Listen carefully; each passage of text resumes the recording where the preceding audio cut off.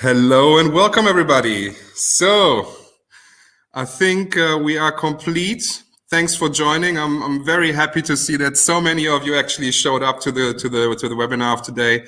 Really happy to see that. So many people of you are excited to speak around about super users. Yeah, nice to see you all. Maybe beforehand, some organizational things. We will share the recording with you afterwards, so don't mind taking screenshots, of course, but you don't need to. We will share everything with you. We have a Q&A function here in this new nifty tool that we're using today. So, of course, if you have any questions during the presentation, just put it in there. I think you even have the chance to upvote each other's questions. So if you want to second one of those, be our guests. Speaking about guests, I'm your host today. My name is Julian. Some of you know me, maybe some of them don't. But we also have a guest today, which is Ditte. Hi all.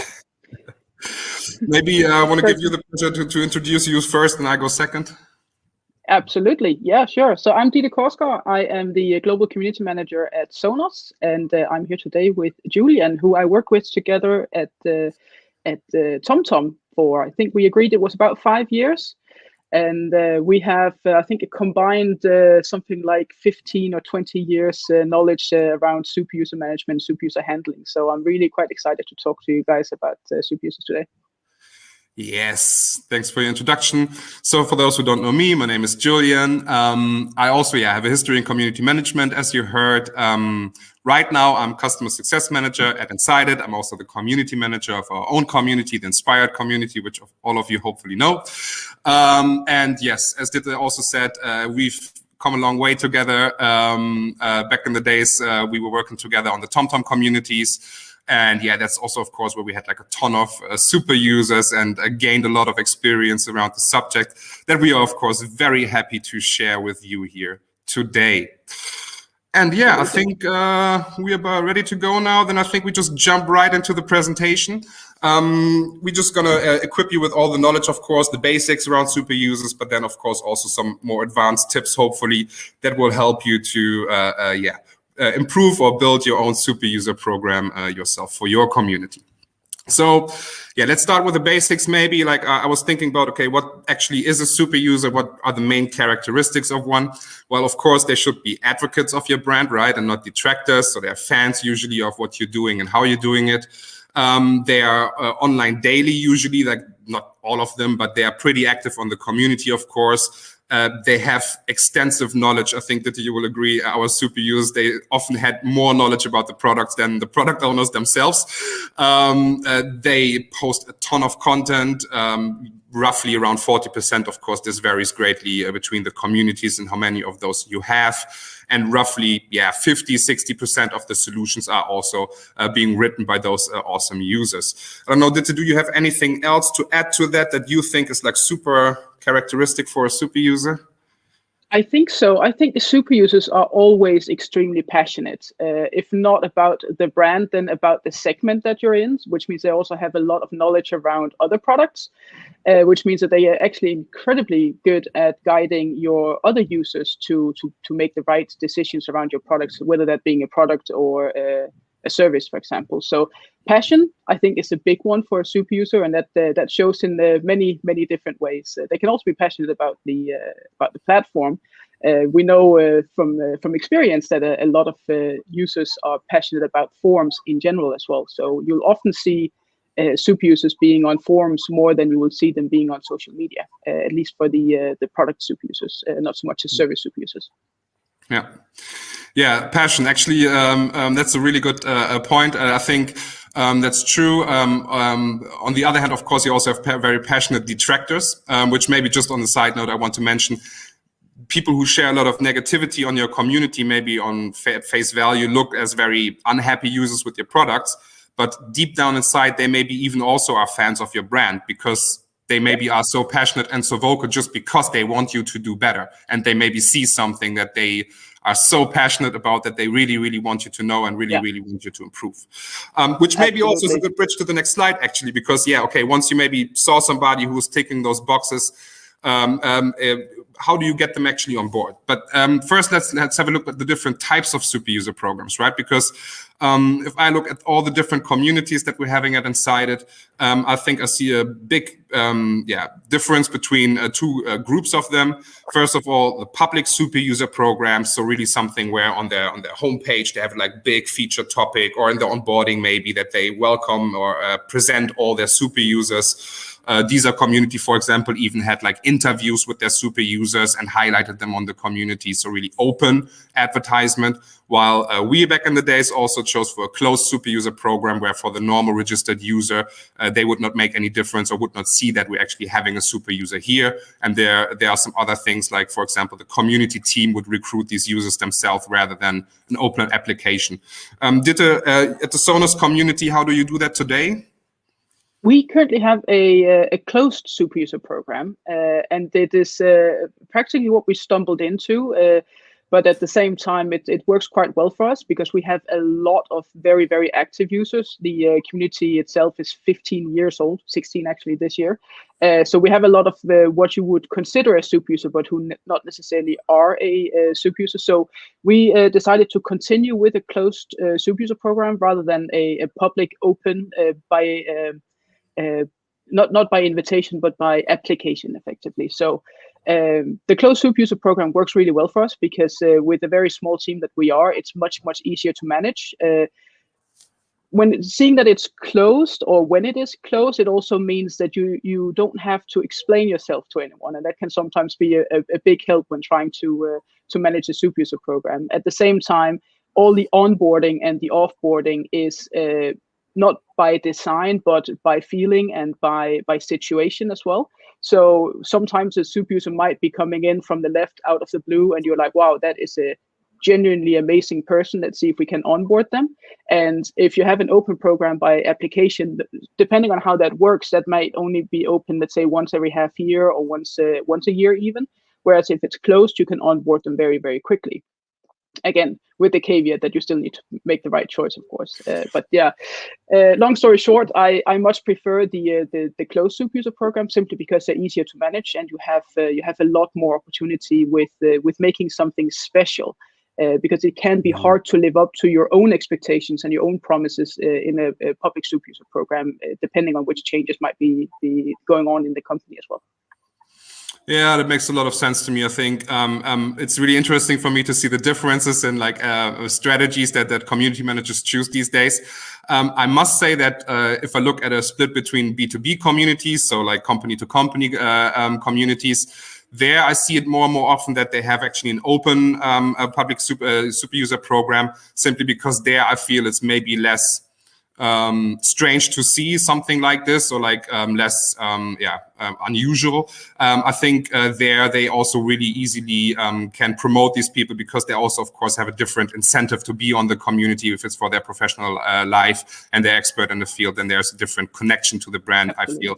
I feel. But I will share some examples with this afterwards, by the way, on the community. But the O2 community from Germany, for example, I know that they also have an extensive community expert program, and there they even have 2 levels to it. So they have like apprentice level, where they have public applications for, where they then can also work their way towards to the expert level, to the true super user, if you want. Yeah. So they even have like different levels to that, and have a second layer of super users even, which of course is nice, but you need the size of the community, of course, and of course also the number of super user candidates, if you want to say so. So that's of course also one of the factors involved here.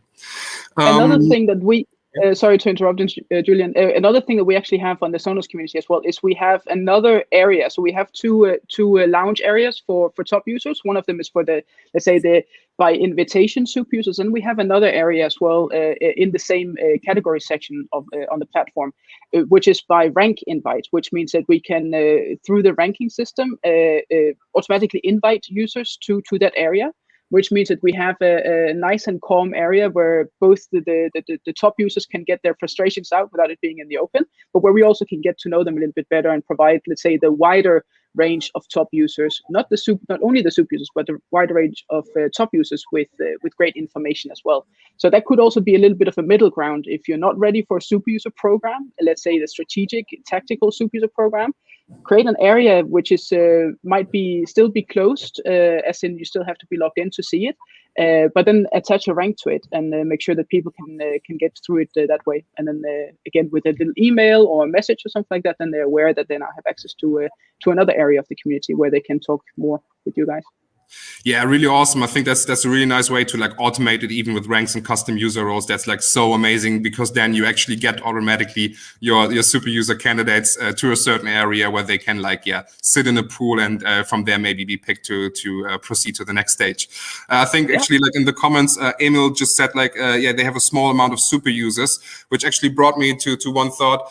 That's a question I get often. Okay, like when do you start with like a whole full-fledged super user program? I think Ditte, in the past, we also agreed on this. Like, I think you need more than at least 3 or 4 users to actually hit that level that you want to make. Like, if you have a closed super user program, a hidden category where they can actually mingle and talk. Because of course, to build like an own hidden category just for you and one other user probably might be a little bit over the top and feels a little bit awkward if you can also handle that via private message. Right? But yeah, I think definitely starting with 3 is always the best start. Because if you only have 2, then they're going to sit and converse with each other, just the 2 of them. When you're not there, that's a little bit odd. Whereas if you have 3, at least there is, a third party that they can converse with, and they can throw a little bit of fuel on the fire if something good is going on. Yeah, definitely. Then let's have a look more at like the recruitment side of things. So I wrote down a little bit like what I think qualifies a super user to be part of the super user program, right? Like not just, of course, that they have to be active and have to be helpful with what they're writing. Some people are very active, but they're not really helping a lot with what they're doing. Also that the quality is there, right? Like it needs to be readable. It needs to be like in a format or like also friendly in a sense, right? The attitude has to be there. So like the user can be critical of things, of course, they should be also, but like they should be constructive and also understanding in their general attitude, I feel, because otherwise you might have a liability there. And last but not least, of course, they should be interested to join as well, because otherwise, why talk to them or why, do all these things?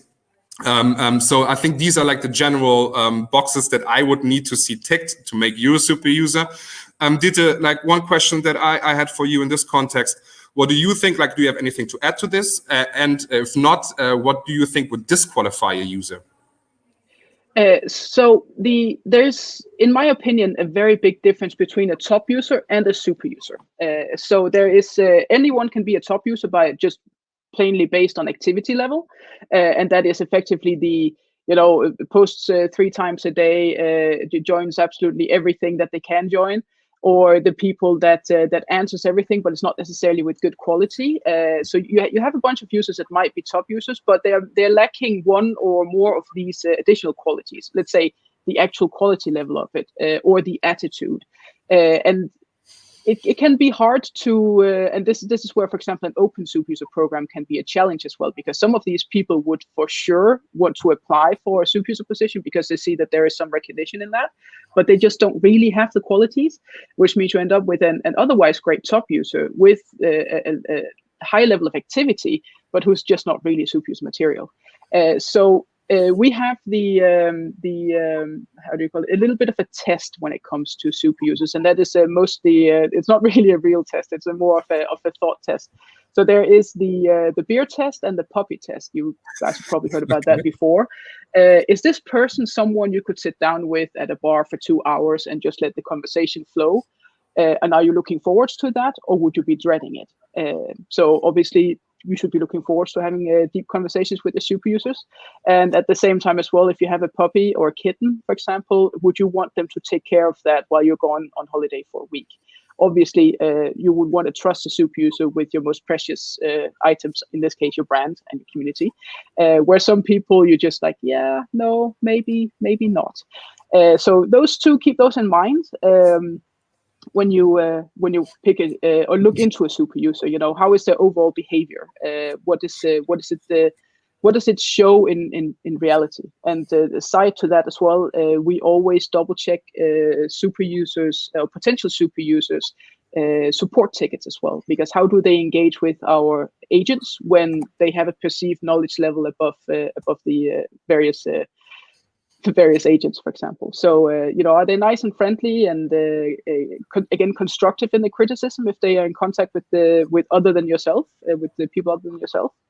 And Superusers are great fun, but they can be hard to find, and they can be equally hard to offboard again. So. Yeah, definitely. I mean, like you cannot weigh them in gold, that's for sure. But it's also, of course, a selective process, right? I think you hit the nail on the head there with the beer test. I can really see myself there. But I think it's also like really like it comes down to trust, right? Like I know many communities, we did it also in the past, have their super users sign NDAs, especially if there's like product announcements, right? If there's previews for them or anything, you need to trust them with that information. And yes. I remember also in the past, like having some drama around that, right? Like if all of a sudden, like some sensitive information is landing on the community by an anonymous user, where is that coming from? And if you don't really trust your users, then you already have a problem there, because then you will always have this weird feeling like, can I share this with my super users? Yes or no? So I think that's like super important to make sure that you also make the right calls there before you invite them. Otherwise, you maybe paint yourself in the corner or like set yourself up for problems. Because of course it's you're going in maybe in like a longer lasting relationship with them on your daily life, right? Because you will talk to these people every day. So I think that's really important to mention there. Of course, like this is the recruitment process. Maybe Ditte, like just out of curiosity, how would you then reach out to a super user if you think like, okay, he's worthy of joining the circle of super users? Would you shoot them like a private message, an email? What would you say in there? Yeah, so I would start on the public community itself and start. So let's say you have a super user that answered a question from another user, and they answered absolutely correctly all the way through. A little bit of public and recognition. Hey, super user, that was a really great answer, and maybe add a bit to that to feed their knowledge and to amplify the answer. Just let them know in public that what they did right there was appreciated. And once you've done that, again, don't overdo it. Don't do it on every post, because then it becomes very phony and kind of fake very quickly. You kind of just want to do it once in a while when they do something extraordinary, which they will do more often than not. Once a bit of time have passed or something like that, and they have written yet another fantastic post, that's when I would suggest you go slide into the DMs. Start writing them a private message, simply just asking them, hey, how did you find us? Where did you gather this knowledge? What is your favorite product? And thank you again. Obviously, always thank them for what they do, because they are practically doing a job for you. Just saying, but just thank them for their participation, and ask them questions about their experience with the product. What would they change, if anything? What are they most happy about in a particular service that they would look forward to seeing? That kind of stuff. And then once you have a conversation going there as well, and you get a better feeling for them, again, we're back to the gut feeling. Then you can let them know that there is a private section of the form you called the lounge, or whatever you might want to call it, and if they would be willing to join that and get a bit more insights, a bit more knowledge. And I have never met a potential super user that said no to that. So that's actually very true. Like I think I always like offer also like closer contact to me, and like also of course if they need more information about something, right, that you're like able to maybe like get that information for them, right? But I think that brings us already to the next talking point, like this nice bridge. What can you actually offer these people, right? So like there are many different things you can offer. Of course, we're going to talk about the most important ones, to my feeling at least. Before you ask, on the right-hand side, you can see some images there. On the top right corner, you see like an image from our super user, one of the super user meetups, where we invited them over to the office and had like feedback groups together with the product teams, which is a win-win, of course, for your users and for the product team. But you can also, of course, invite them to the beta test here. You can see how crazy our beta testers were with the TomTom devices back in the days. But it goes beyond that, of course. You can, if you want to, give them, of course, also special ranks and badges to make them really visible as experts, as trusted experts on the community. But of course, the knowledge, as I said, with the beta program or early announcements, really nice, because then these users already have the knowledge before a product or an update actually hits the market. So I think that's like super valuable, because they can answer all of the questions that come in the first days after a release. And of course, also the access, right? So like that they are closer to the community, to the community team, but also to the company, that they get a little bit of backstage access. And I think for many brands, for their fans, it's super, super nice to actually like get a little bit of a feel. How's the company actually ticking behind all those marketing campaigns and product pages to really feel like more the humans behind the brand, right? Ditte, one thing that I remembered over the years, and I've quoted you many, many times in meetings, is pay them with pixels. That's something that you've mentioned numerous times, so maybe you can explain to the audience right now, like really quickly what that holds in, and maybe also other incentives that you could see. Absolutely. So pay them with pixels. Effectively, depending on the size of your community team and let's say the executive buy-in you have, you may either have a huge amount of money to throw at your super users, in which case I envy you deeply, or you have nothing. However, you can always pay them with pixel rewards, as we call them, pay them in pixels. Again, we're back to the reputation aspect of and how they show up in the community. So special ranks, particularly specifically for for super users. Badges depending on participation as well, but it could also be a badge, for example, for helped out during the great outage of 2023 or something like that. You know, that could be one of the pixel rewards you could give them. One of the things I would love to get done with the Sonos super users is getting them specifically created avatars just for them based on what we see them doing on the platform.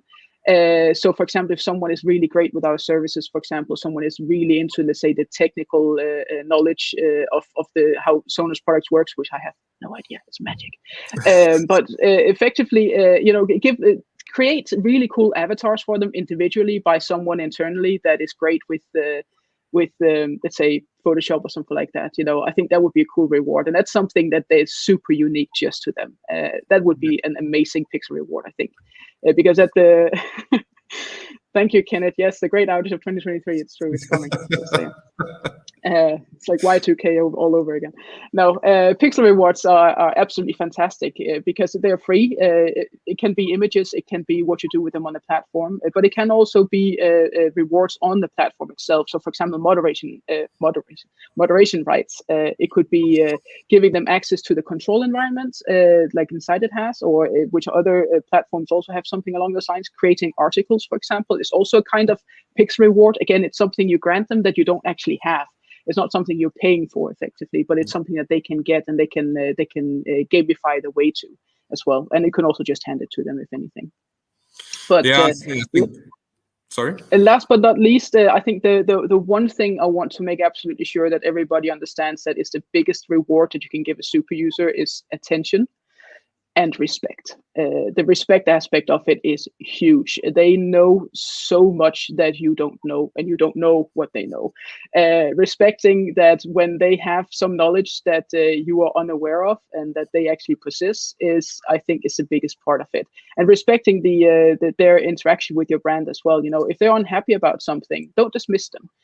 Respect that they're unhappy about something. Again, some of your super users may have been customers of yours for the last 15 years. That's a long time, you know, which means that they do have an opinion, and they should absolutely be respected for that opinion as well, regardless of whether the business believes in it or not. Respect it and acknowledge it, and give them the attention and the pat on the back that they so truly desperately deserve as well. Yeah, it's true. And I think that's also one of the things that I feel honestly is like has been one of the drivers on our communities back in the days that like brought us so many super users, also that we were there for our users. We really engaged with them. We truly like responded to them, like no template message whatsoever. I really listened to them. Also be there. Maybe also a small tip on the side for challenges with super users. Even if you cannot solve a problem of a super user, or if you know that there will be no immediate change of that, be transparent as you can, be honest with them, you know, like listen to them and appreciate it. And you know, like, of course, it's not nice for them if you cannot change something by clapping in your hands, but they will understand that. And at the same time, I think like so in the beginning, sometimes, you know, like we made the mistakes of like delaying responses or trying not to respond or get around. I think this will actually hurt your super user program because they don't really feel that you have their back, so to say, in these trialing times then. So I think it's very important also always be there for your users, give them the attention, listen to them. I think that's the best you can do, and that's better than most of the other rewards that you can think about. Just 1 second, your opinion on paid incentives, so like giving them like devices or like credits for anything, or what do you think about that? I think it's a great idea. It's as long as it doesn't become payment for service. That's like one of the things we kept discussing in the past as well. Is being a super user should be a volunteer role for them on the platform. It is not a job. It is not something that they check into and check out of. It is part of who they are as a person as well. Like, they love your brand so much that they would want to spend more time with you. Respect that. But you can definitely reward them as well. Hence why beta testing as part of a reward system for super users is a great system, because they get to see the new products. So they don't necessarily get paid, but they get something cool out of it. They get the first eyes on a new project, a new product, a new service, for example. And if they're exceptional product testers, maybe you can team up with the beta team and actually send them that product or give them that service when it releases, when it launches to the public, for example. Another thing that I think is always a good opportunity is discounts, because it is not something for free, but it is something that they can definitely enjoy while still, making it not a paid position, for example. But a discount to Sonos products is what we give our super users once in a while. Again, it's not necessarily something that is set in stone and something they get every single year, but it is something that we definitely aim to provide them. Thanks. Yeah, I think I can sign that. The thing is, like, it should never be the first and primary motivation of a user to participate. I see we're running a bit out of time, so I try to cover everything so we can also answer some questions. It's good. I think I just want to cover some things that I think are the most common challenges or pitfalls, right? We talked about them already for a bit, but perspective is one thing. Super users, they get, of course, everything that's happening on the community, and they might have a slightly biased view to what's happening in the overall company world. So something that's very big on the community might not be very big to the whole customer base, and therefore maybe also not really as relevant to the business as it is to certain users on the community. So I think that's very important to also every now and then, clarify this with your users. Expectations, right? Business decisions. I think that we covered this also well now. There are some decisions, that, they just have to understand that from a business perspective, maybe is not a priority, of course, than other things. Offboarding, just quickly pick your brain on this. When would you draw the line? Like, when do you think we should unsuper a user? When do you think you should be saying goodbye? Saying goodbye to super user is never easy, and it should not be easy, because again, one of the end goals of a super user relationship is friendship, and saying goodbye to a good friend or someone that's been there alongside of you for many years potentially should not be easy, and it is definitely also not easy.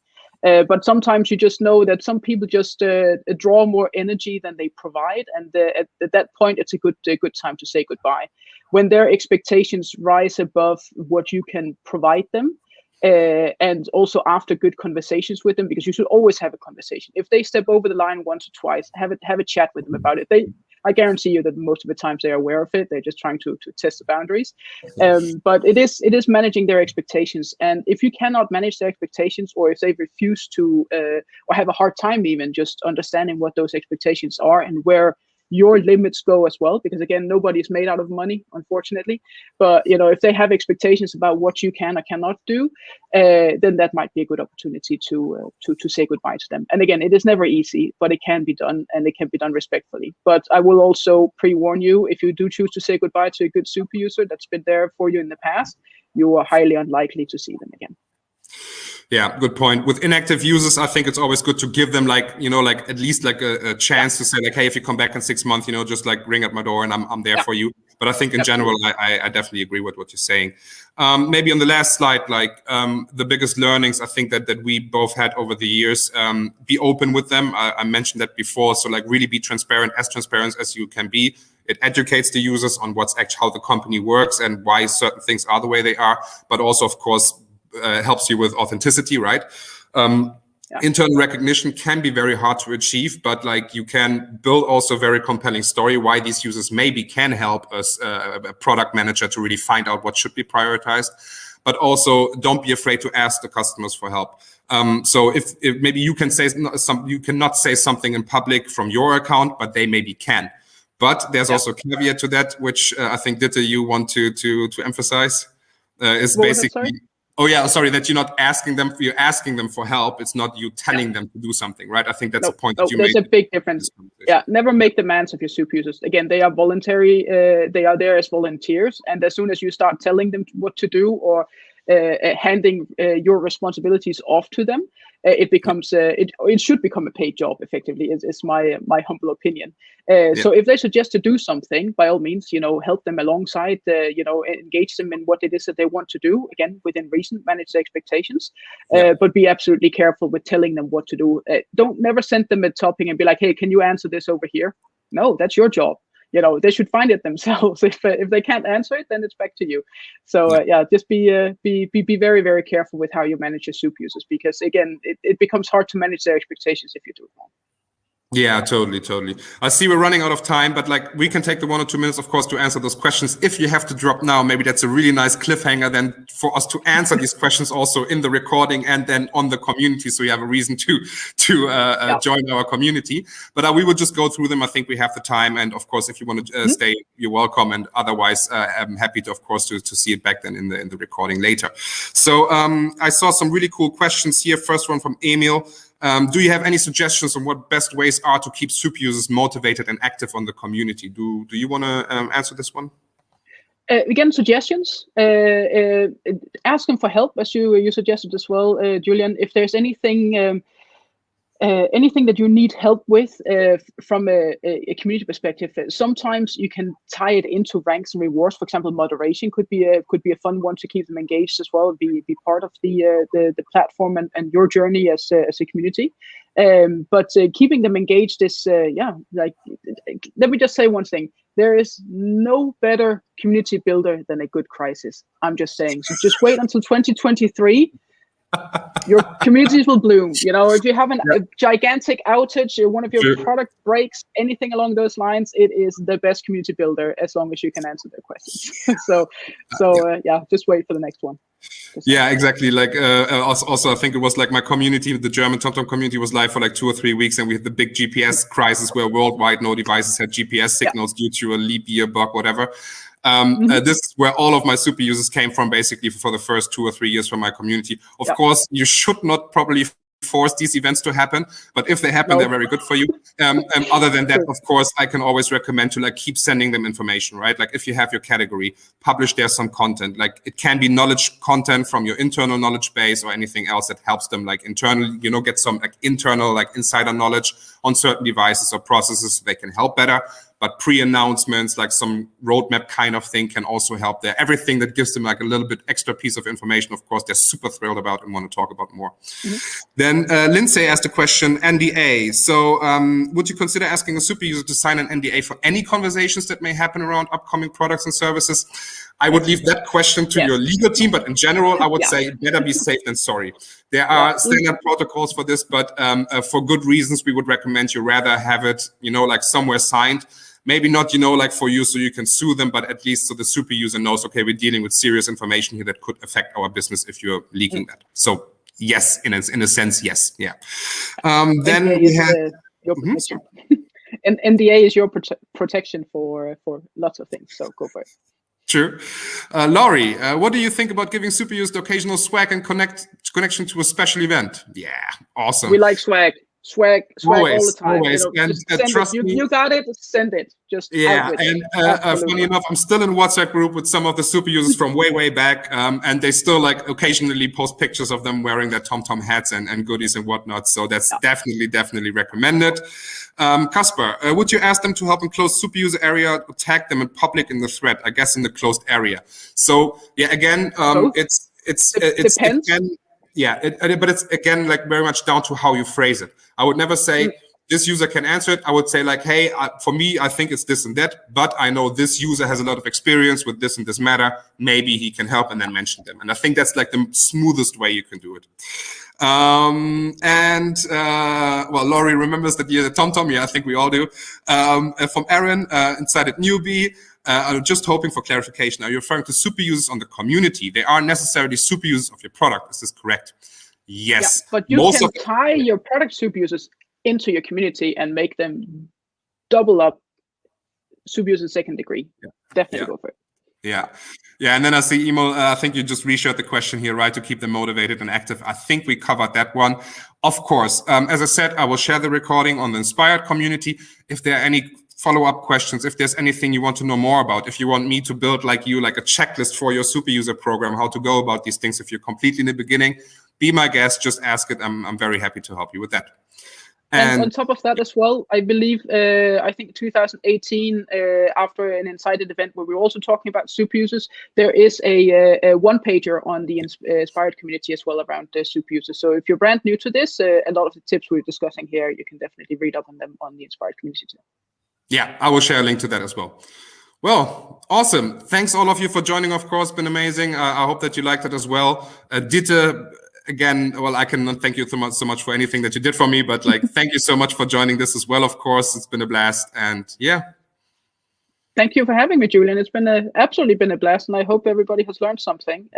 Both myself and Julian will be available on the Inspired community as well for any follow-up questions as well. So by all means, hop on in and ask questions, and we'll be happy to answer. Cool. Then I'd say I would end the meeting for now. Thanks again, and hopefully see you in the next webinar. Absolutely. Take care, all. Bye-bye. Bye.